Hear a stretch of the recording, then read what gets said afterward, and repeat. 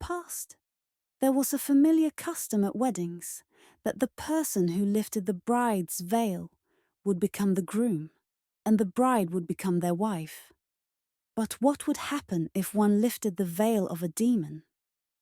No matter what happens, we have to follow the rules and can only blame ourselves. But unfortunately, I fell into this dark situation.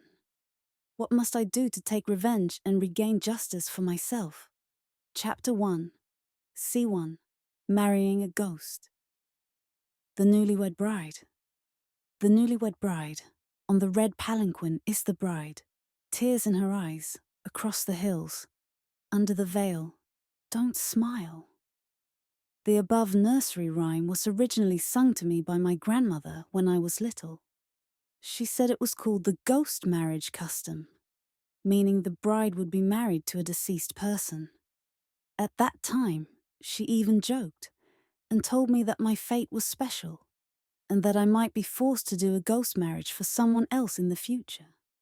Of course, I was still young at that time and didn't understand what ghost marriage meant. Seeing my grandmother laugh, I laughed along. After my grandmother passed away, I never heard about that story again.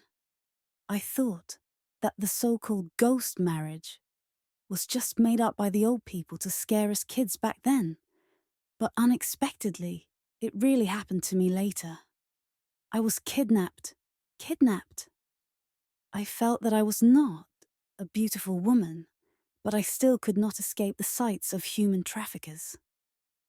Just now, on my way home from work, I suddenly saw the sky and earth darken.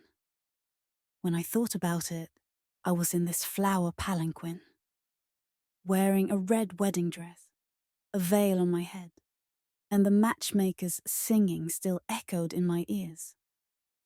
The 18th of January, good day, good month, lifting high-quality rice, carrying red makeup on my shoulder. A pile of scales is a hatred. Suddenly I felt a shiver. This was clearly the song that my grandmother used to sing to me when I was little. She said this song was used to send off the bride when she was about to be buried alive. I cried without tears. Didn't she say that before burying me? We must pay respect and have a wedding ceremony.